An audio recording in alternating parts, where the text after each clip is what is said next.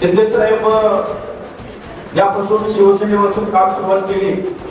साहेबांबरोबर सातत्याने साहेबांच्या बरोबर पहिल्यापासून काम करणारे आपल्या देऊळ गावातील स्थानिक ग्रामस्थ म्हणून एक तरुण पुढे आला.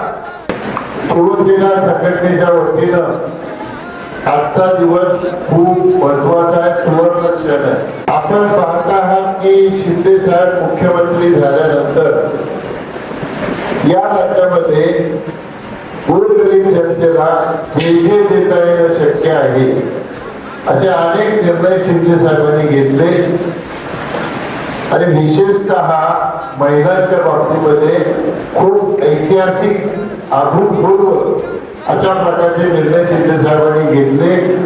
पाहिजे बदल हवा, जनतेला उच्च शिक्षित आमदार हवा.